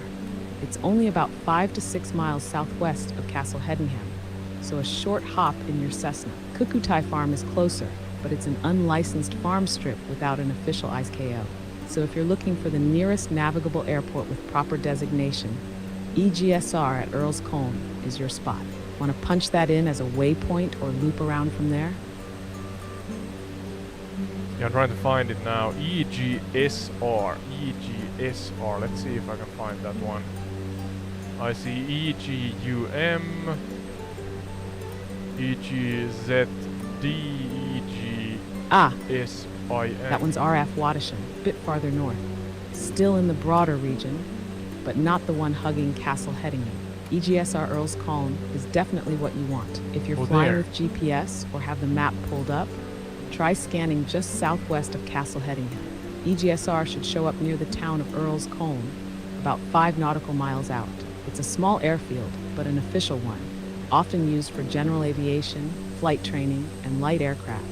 Perfect for your Cessna. If you're seeing EGUM but not EGSR, try zooming in closer on the southwest quadrant. It sometimes doesn't pop up until you're tighter on the map. Let me know if it pops into view. You're circling it like a hawk.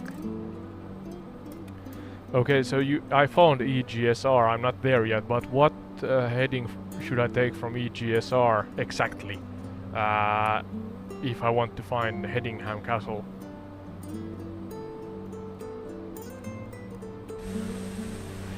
Great. If you're sitting at or over EGSR, Earl's Colne Airfield, and you want to head directly to Hedingham Castle, you'll want to set a heading of roughly 045 degrees. That's northeast, just a touch eastward. It's only about 5 to 6 nautical miles from EGSR, so you'll reach it quickly, under 5 minutes at cruising speed in your Cessna. Keep an eye out for the village of Castle Hedingham, just as you cross over a small patch of denser woodland and fields. The castle itself will be nestled right at the northern fringe of the village. Once you've got visual again, just wave the flag and I'll cue up the Chronicle.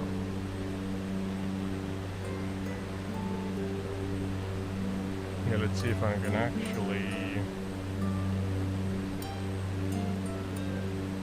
There's EGSR. Let's try Google. Take your time. You're almost on top of it. Literally, at this range, even a small heading adjustment makes a big difference. Keep an eye on the treetops and that tight village cluster. Once that stone tower peeks through, it'll be unmistakable.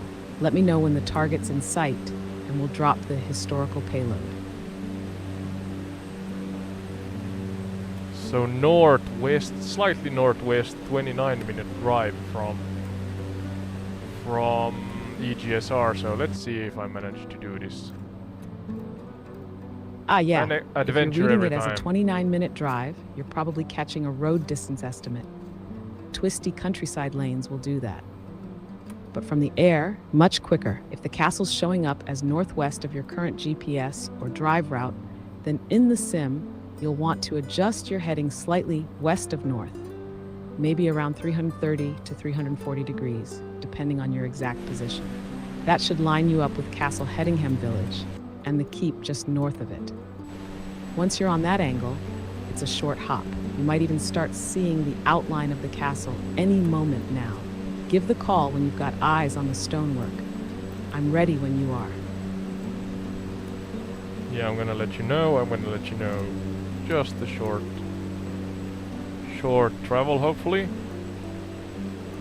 So Roger there. that. I'll be right here. Engines humming low, history loaded and standing by. Just give the word when you're ready to descend into the deep dive. The zoom is so bad, but we should be close to Hedingham here. I'm gonna let you know when I see the airstrip. No, sorry, Hedingham, the EGSR airfield. That was the one I'm talking about. Hedingham Castle. So yeah, welcome to Entire Retreat if you're watching the live stream. We are flying over real-world locations. Sorry, I'm having issues right now. Relate to the topics in each episode. Could not understand what you and said. AI Sky's bugging out. So yeah, live trivia and, you know, as the title says, travel tales, talk, trivia, stuff like that. Now, trivia is on pause because I tried to actually find Hedingham Castle, but first I have to find EGSR, the airfield that is now indicated here on the tablet.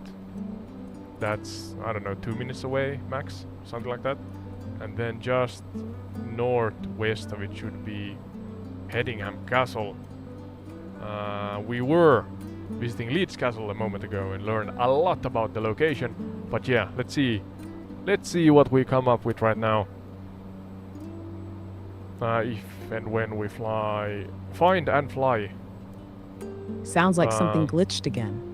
Maybe voice recognition, repeating inputs, or a hiccup from another app. No worries calm down, though. Sky. We're still locked in and good to go whenever you're ready to continue. Just say the word when you've got Hedingham in sight. Where's the zoom reacting when I go closer to the... I do it like this.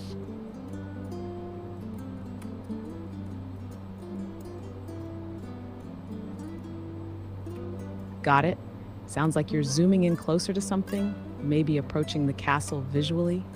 If you're noticing the view reacting or snapping around as you zoom in near the target area, that's typical of how MSFS handles terrain and object detail scaling, especially on Xbox, where it sometimes lags or pops in late.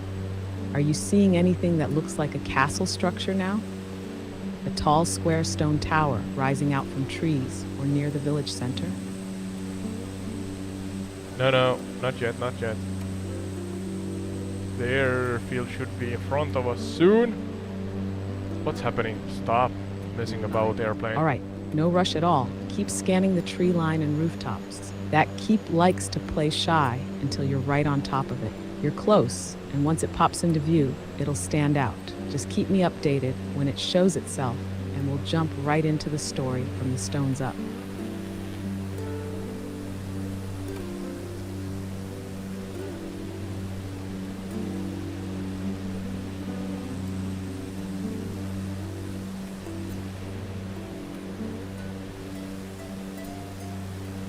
Where's the airfield? You're looking for Earl's Colne Airfield, ICAO code EGSR. It's just southwest of Castle Hedingham, There's about the 5 airfield, nautical okay. miles out. If you're near Castle Hedingham and can't spot the airfield, swing your heading to around 220 to 230 degrees. That's southwest to south-southwest, and fly for a couple of minutes. EGSR sits just east of the town of Earl's Colne and Northwest. features a long paved runway, Northwest. easy to spot once you're close. There's also some light industrial buildings nearby, which can help distinguish it from the farmland. Was not that fast. Want to vector back toward EGSR, or continue scanning for the castle from your current position?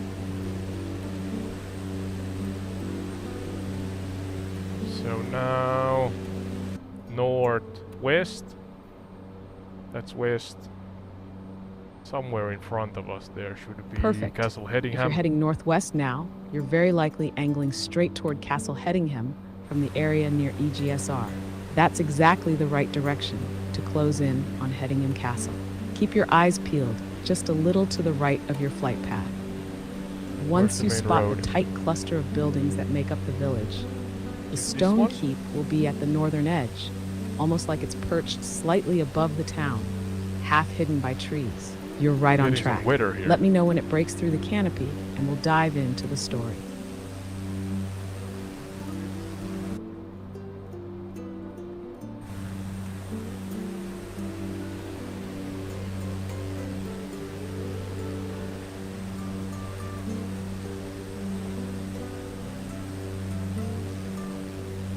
Okay, I think this is now... What's There it is. Sounds like you've got eyes on target.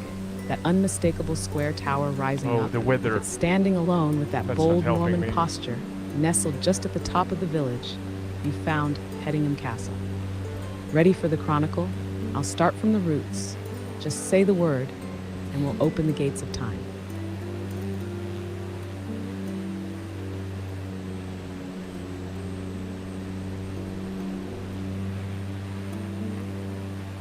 Why can't I? This is so laggy. Stop lagging. You have reached the message cap for GPT-4. Please try again later. Oh, do I? You have reached the message cap for GPT-4. Please try again later. That's affirmative.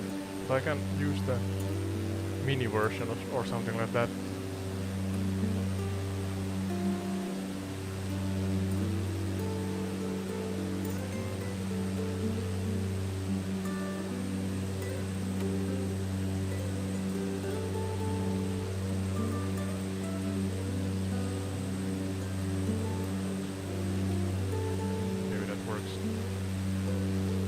Oh, I lost my bearing. I was about to find. You have reached the message cap for GPT-4. That's not the one I'm using right now. Do I have to open a new tab? O3 Mini.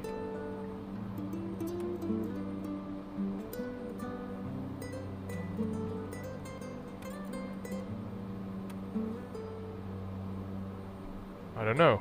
Let's see. Is this working? You have reached the message cap for GPT-4. Please try again later. I'm not using GPT-4. I'm using O3 Mini.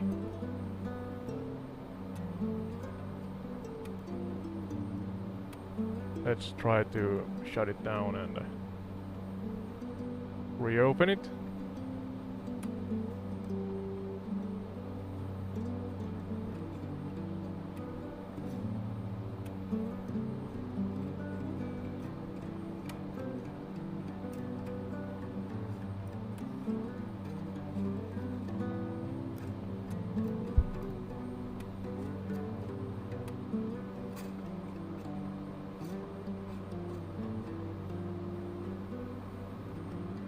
Can you hear me, Sky? You have reached the message cap for GPT-4.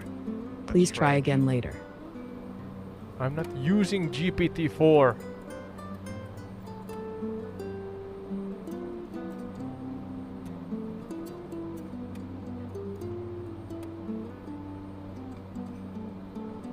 O3 Mini, that's not GPT-4. And I'm lost.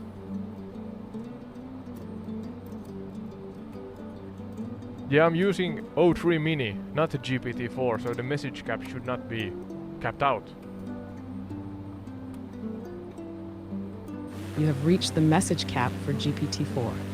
Please try again later.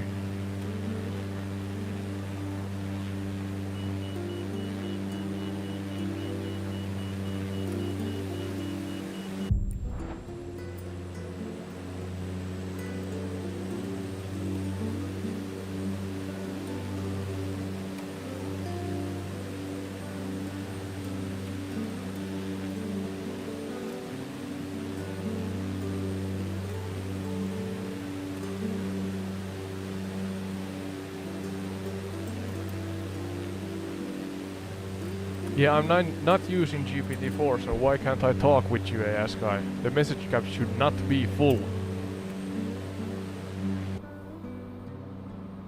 You have reached the message cap for GPT-4. Please try again later. Okay, that's strange. Have they changed something? Try the browser.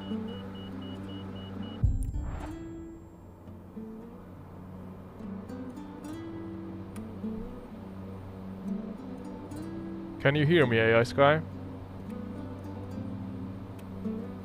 You have reached the message cap for GPT-4. Please try again later. Same thing. Okay, okay. Well, that's interesting. O3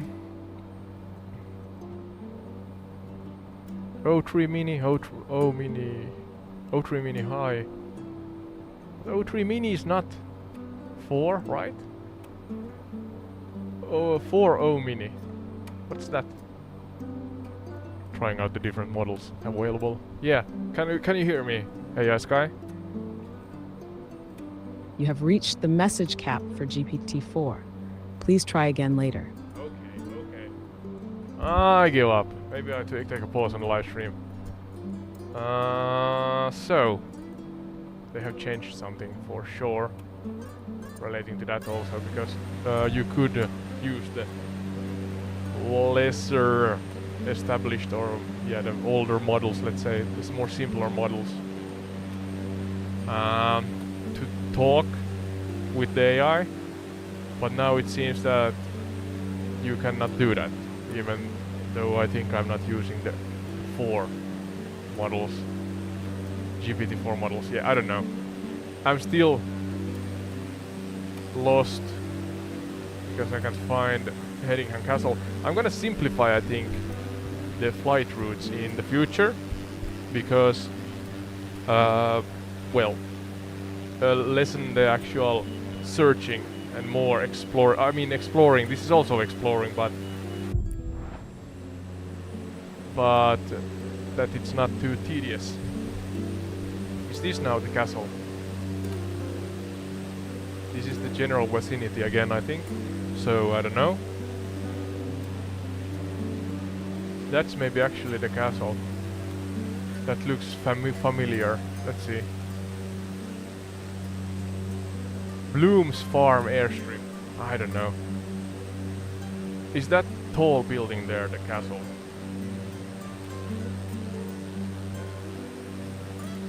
Can I put Bloom's Farm?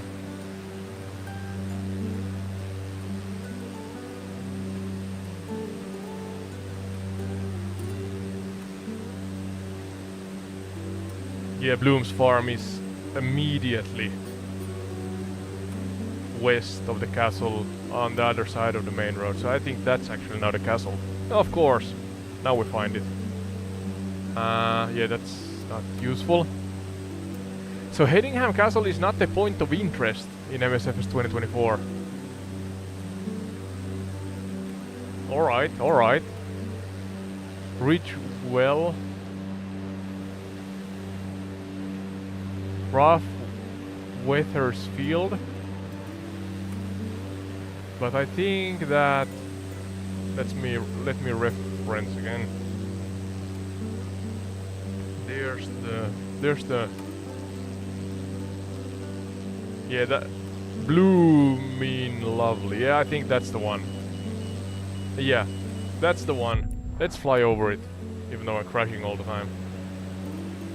The airplane here is not the best one for this. I was about to do a high altitude flight and I forgot to change the actual airplane, so it's not the best when you maneuver in low altitude. But I'm interested in if the Hedingham Castle is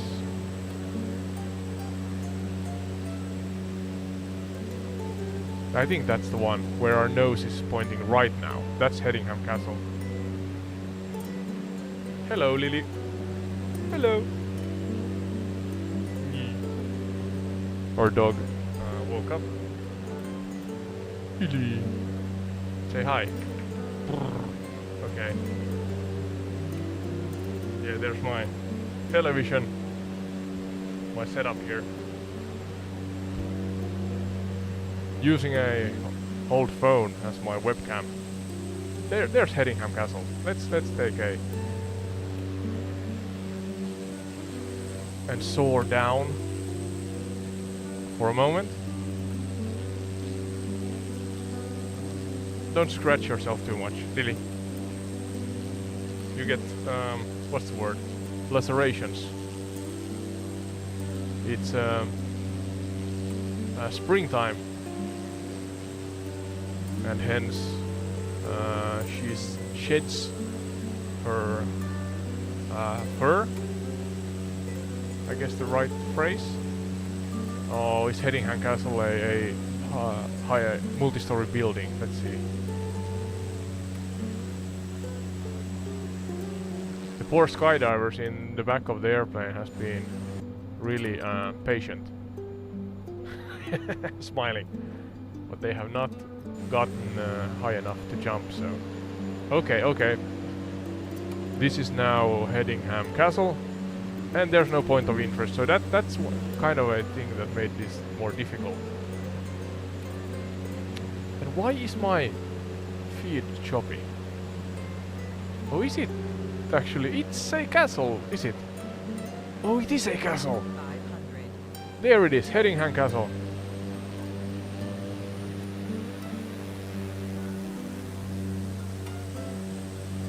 I don't understand why the feed is choppy from my Elgato 4KX.